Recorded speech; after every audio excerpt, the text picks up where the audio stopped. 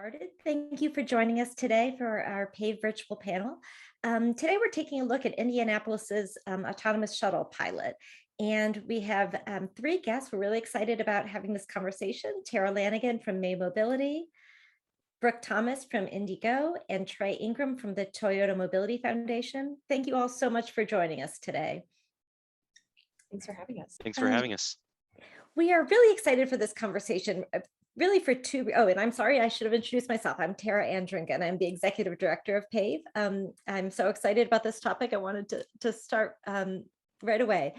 Excited for this conversation really for two big reasons. One is that so much of what we talk about AVs is theoretical and often the future, and it's really exciting to have an actual example of a vehicle that the public can see and experience, and that's such a unique thing.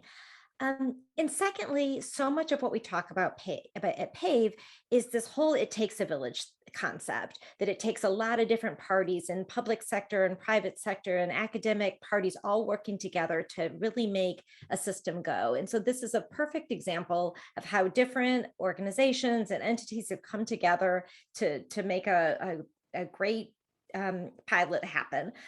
So excited to hear how all of your different organizations have been involved and what it looks like. So we'll go ahead and get started. Trey, I'm going to start with you. First, just can you describe to us what the Together in Motion shuttle project is and sort of how it came about and where it came from? Sure, absolutely. Well, for those that might not be familiar with the Toyota Mobility Foundation, we're a global nonprofit incorporated in Japan, and our primary mission is to just enable more people to go more places. And we do that by running on-the-ground projects through various partners, or either directly, like we are in Indianapolis. And the project that we're talking about today is under our umbrella initiative that we call Together in Motion. And it's a concept that we developed where we were looking to collaborate with local stakeholders in a city or region to test mobility innovations for interoperability and facilitating overall movement of peoples and goods. The primary goal of wanting to assess new mobility technologies and services and understand how they integrate with systems new and old. So we went into this project with the kind of hypothesis in our mind: what is the role of automation in providing a public transportation service, and how can it connect into an existing transportation system? Great. And next, Brooke, want to go to you. Can you describe what IndyGo is, and then also what made Indianapolis interested in trying a shuttle project? What were the needs that you were trying to address in the community? Yes, Brooke Thomas, Director of Strategic Planning here at IndyGo. We are Indianapolis Marion County's public transportation provider. Our service area is 403 square miles. We're a consolidated city-county government. We have everything from working farms to, penthouse condos atop the Conrad Hotel, right? And there's everything in between. So every land use pattern, every development type that can't always be served adequately or efficiently by a 40-foot or 60-foot bus, right? So we exist to connect community to economic or cultural opportunities safely, reliably.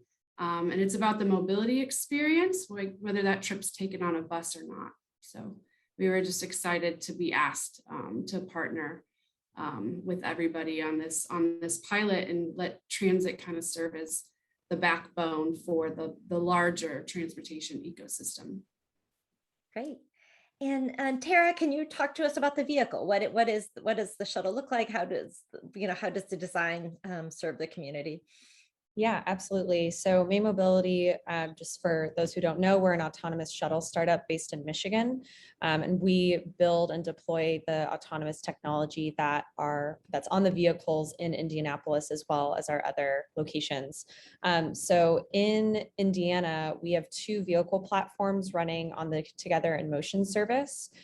There's the Lexus RX 450 hybrid electric vehicles, as well as our electric Polaris Gem, which serves as our wheelchair accessible shuttle. And we use these vehicles, because they're large enough to provide shared rides, but small enough to differentiate from and serve a different use from what Indigo is providing on the public transportation side, which we intend to support rather than duplicate. Great. Trey, can you talk to why sort of the initial point I made about, kind of all these parties working together? Why is it important to work with an organization like Indigo? Well, from the Mobility Foundation's perspective, working with an organization like Indigo or other transit agencies just makes all the sense in the world. Whenever we want to work in a community, we start out by kind of doing an assessment of different organizations within the mobility sphere that we could collaborate with and work with. And since we had decided that we wanted to develop this Together in Motion concept in Central Indiana, Indigo was one of our first conversations that we had, because we understood that and Indigo has certainly proven to be an excellent collaborator.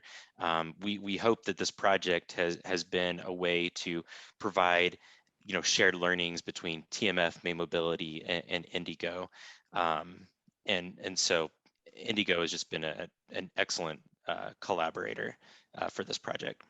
And then, follow up to that. So if I'm understanding correctly, this project starts in Indianapolis and then moves to Fisher, Indiana. Is that right? What is the goal of doing the pilot in two different places? Well, it's about running projects in different built environments and different types. The west side of downtown Indianapolis near the IUPUI campus is a much different place than in Fishers, Indiana, which is where we'll be launching with May Mobility here in the next couple of months. And so just being able to compare and contrast those two different deployments is really key for us for learnings, and I'm sure it is for May Mobility as well. So yeah, that's the primary reason, is just being able to compare and contrast two different built environments. Great. And then, in Brooke, when this pilot in Indianapolis is over, what is your long-term vision? Is this a model that you can see working more permanently, or what do you see now? Yeah, if you, as cool as it is, right, if you set the technology aside, right, just having the ability to help people make that first and last mile connection to and from public transportation, other modes of shared transportation,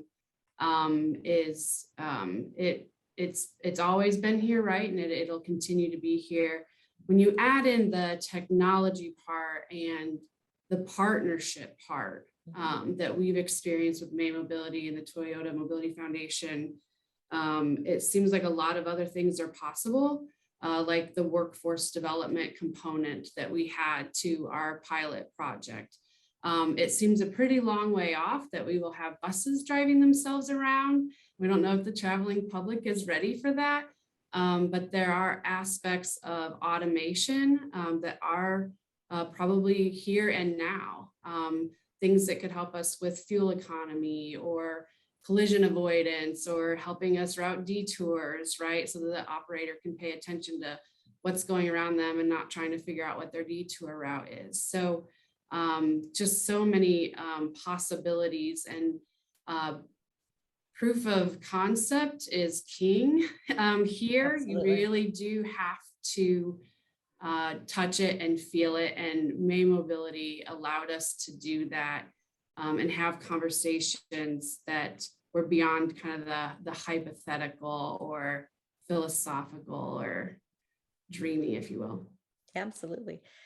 And Tara, I'm curious, May Mobility has had these kinds of experiences in several cities, and every place has its own quirks and issues you have to figure out. What are some of the unique challenges that you faced in Indianapolis, and kind of how you gone about tackling those? Yeah, I think on the technical side, we were able to see more patterns here that we're seeing in other mid-sized cities and different built environments that we're operating in. So even just seeing one more version of that provides us and our partners unique insights whenever we need to do a software update or look at what's going well or what needs improvement. And then bigger picture for us, we can do basically what Trey was saying earlier, just compare and contrast between.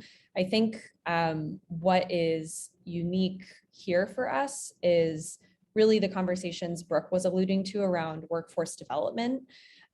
We were able to get a lot done in the first 6 months of the pilot in Indianapolis with Indigo, and getting a lot of face time, more than we ever had, and just showing us, the capability of talking more closely with a transit agency that really we need to understand better for the future of work and what that looks like, as we try to be really thoughtful and intentional about rethinking the role of a driver, what maintenance looks like, everything that will come up in the future as AVs become more prominent. So that was really the unique part of this project for us. Great. And Trey, a common question that we get is, people concerned that what they really would like to see is AVs being more sustainable in terms of kind of taking all the single passenger vehicles off the car, and people ask questions about, like, why do we need this when we have public transit? And it seems like what you really do is look at a city holistically and how to integrate AVs into an existing system. Can you talk a little bit about that philosophy and how AVs can supplement existing transit systems? Yeah, for sure. And I'll let Tara speak to this a little bit as well. But, from my perspective, right now, AVs are not the solution for everywhere in every context, right? So it's about understanding what is in the marketplace today, and how can we test it in the right environments that provide the learnings that move us into the future. I'm sure that Brooke would probably agree that this is just an excellent opportunity for all of us to answer some questions that we might not have had an opportunity to answer, right? So the foundations role comes into play, where we are able to convene all of the collaborators that we've been working with in Central Indiana to help answer some of those questions, some of those unknowns, in a way that they're not directly responsible for the provision of services and things like that, but are still within the inner circle to get those learnings, so that as the technology and as the mobility ecosystem evolves in the future, we're more prepared for different types and larger scale type deployments of autonomous vehicles. Yeah, absolutely. And Brooke, you and Tara both made reference to workforce development. Can you talk a little bit about how this has made you think more about workforce development and autonomous vehicles in Indianapolis? I could start. We are having such a hard time. It's not just Indigo, and it's not just the public transportation industry, but we're having such a hard time hiring operators, professional coach operators, and the need for people to get where they need to go when they need to go is still out there. So is this a possible piece of the solution? We are making $500 million investment into the public right-of-way here in Indianapolis. And so what do we need to know about the future, the possibilities in the future, to make sure that those investments today can either be informed by that process, or we can have lessons learned by that process. So it's for us, it's about a lot of the times just about geometry, right? Just a math problem usually. For sure. And Tara, you alluded to this earlier, but I would say the most common question that we got from the audience for this panel was about accessibility, and wanting to ensure that any products we're making going forward. I think right now a lot of people, especially like wheelchair users, feel like that there's such a huge cost to retrofitting vehicles, and so something PAVE talks about frequently is the need to think about those things up front. And I just wondered if you can talk a little bit about both May Mobility's approach generally to accessibility, and specifically with this project, how accessible the vehicles are? And I'm also curious, does it require another human? Is it designed to be a system that a wheelchair user, for example, could use themselves? If you can just kind of speak to that, that would be helpful.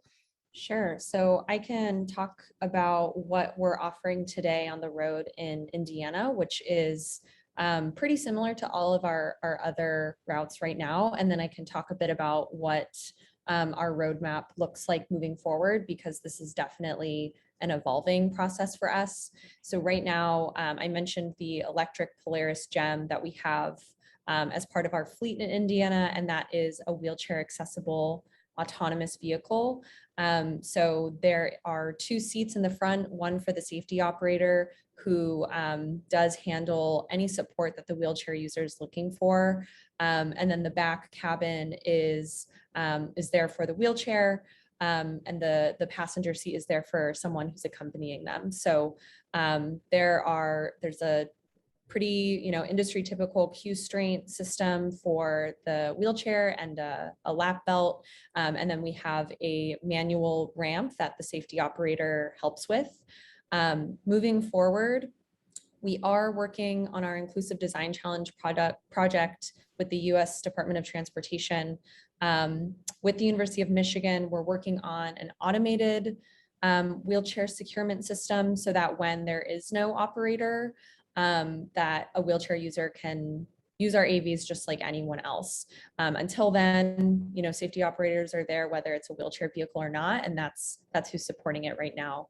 The GEM will not be our wheelchair vehicle forever. It is for now, but hopefully in the near future, we can share more about what it looks like moving forward. I want to add too that as part of our partnership, May Mobility was so thoughtful in, who could they talk to while they were here? Who could they get in front of? Who could they answer questions for? And they reached out and asked if they could go before our mobility advisory committee, right? That speaks on behalf of persons with disabilities in the Indianapolis community. And they went to one of their board meetings, and just to ensure that that population in particular knew that this pilot is for them too.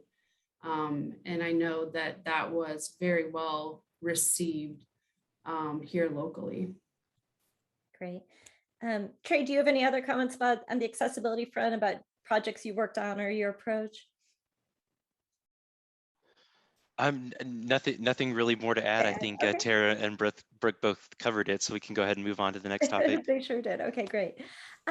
Curious what you have heard from riders, from people in Indianapolis. What kind of experience, how has it been received by the community? And any of you can answer it. I don't know, Tara, do you want to go first, or Brooke? Yes. So I wanted to pull up, this is sort of preliminary. I think eventually we'd like to, as a partnership, release more information as the pilot wraps up, maybe in a few months. Mm-hmm. Not to put everyone on the spot, but I'm hoping that's the plan. I did get some preliminary survey results from our team that I thought were quite interesting, just about what else folks are using when they're using the May Mobility shuttles. I think we hear sort of consistent feedback throughout our deployments that people really appreciate the safety operator, the education that they give, along with just making it feel like a safer experience for them if they're new to the technology. We get quite often feedback that it's boring after the first 30 seconds. But specifically in Indianapolis, it looks like this is a small segment, so I don't know if this is like significant enough to be a random sample or anything, but just some, from about 200 people or so, we're hearing that they're also using other student transportation on either side of their ride. They're also using public transportation on either side of their ride about a quarter of the time. And then they're also using a personal vehicle about a quarter of the time. So we're seeing a lot of different modes, which I think is really interesting information to pull from this, and we'll be excited to share more once we dig more into it and it's not as preliminary. And Great. just to add on to that kind of overall mobility journey that somebody might take, Mm-hmm. the highest pickup station on the May Mobility Shuttle is at the Red Line, which is the bus rapid transit, which is the primary connector that we were wanting to make sure that the AV shuttle was connecting into. So clearly, people are using the Red Line to hop on the May Mobility Shuttle to then complete their journey over in the IUPUI and IU Health campus areas. And Tara, if I remember correctly from some of the earlier surveys, early on in the program, the majority of people were saying that they were writing the service just to test the technology, just to experience it. And then over the last couple of months, that's shifted dramatically the other way to where the primary reason that people are using the service is to go to work or go to school. So I think that speaks to kind of the overall customer experience, that people are now using it as a regular form of transportation while the deployment lasts, and not just using it for the novelty of it. Right. And just to quickly sum that up, I believe it's about 60% of folks are repeat riders now, where we weren't seeing that repeat rider stat, like Trey said at the beginning. Tara, something you said is a comment we talk about at PAVE all the time, when you said that people found it boring after a few minutes. And we always joke that, obviously one of the things that we really are trying to do is build people's trust with the technology. Usually if people go on a ride, you want it to be exciting. And we always joke that the most successful rides are when people get out of an AV and say, that felt just like riding in a car. It was kind of boring, but that's, like you said, and then after they've done it a few times, they realize they feel safe and feel comfortable. And that's how trust builds. So that's very consistent with what our experience has been. And Brooke, I'm curious if you have other comments about sort of how the community has responded. Have you, do you have any other? I think all that I'll add is that in addition to trusting the technology part, people are trusting it to get them to where they need to go, right? And so as important as all of the algorithms and all of that stuff, but having a smart route design and those key and strategic connections is really, really important. And none of that was overlooked throughout this process. It all worked together, I think.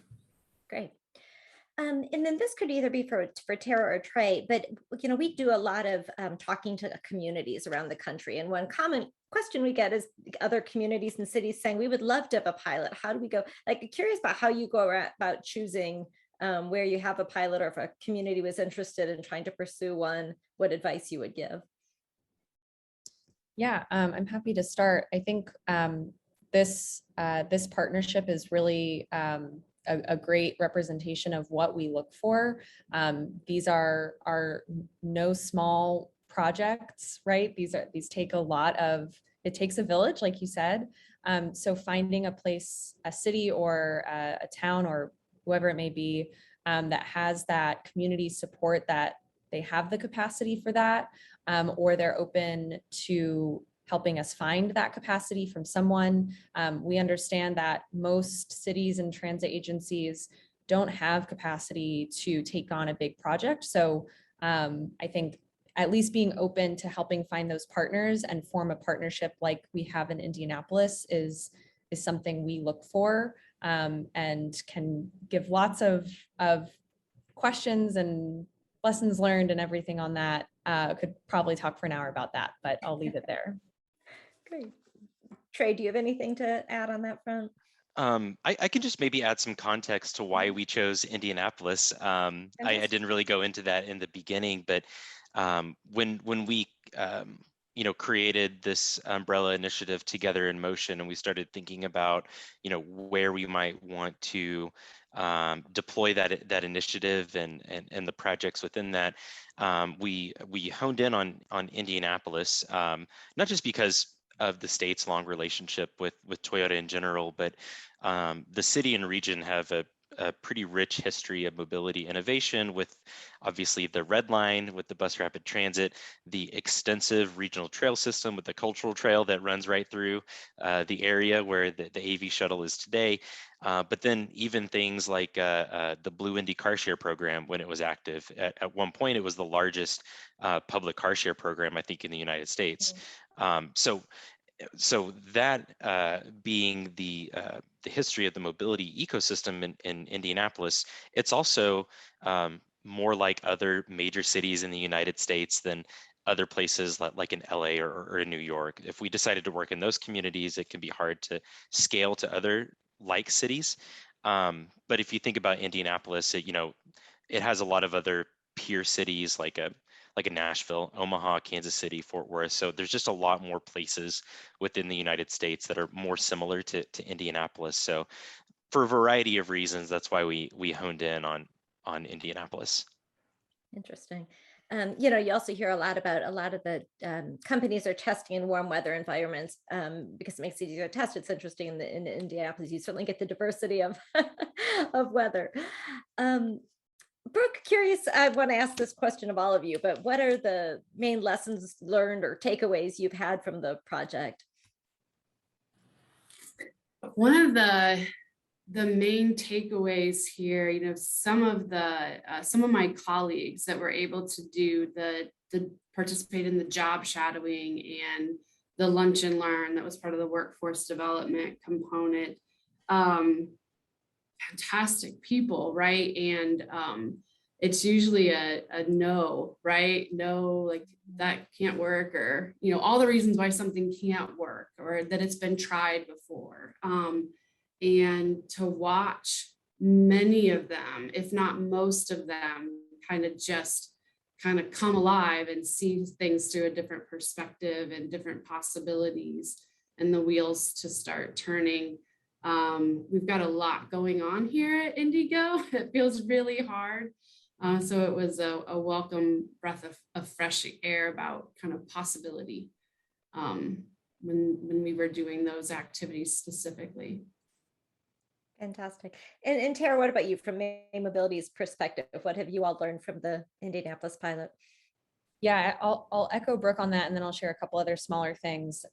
We learned a ton from the Indigo staff, and just to give some background, over the summer we had about a dozen of Indigo staff to the May Mobility office and garage and had them, take a look around, see how things work, shadow our safety operators and our site manager, and give them a look behind the curtain, and then also sort of hear from them what the differences are, what the similarities are.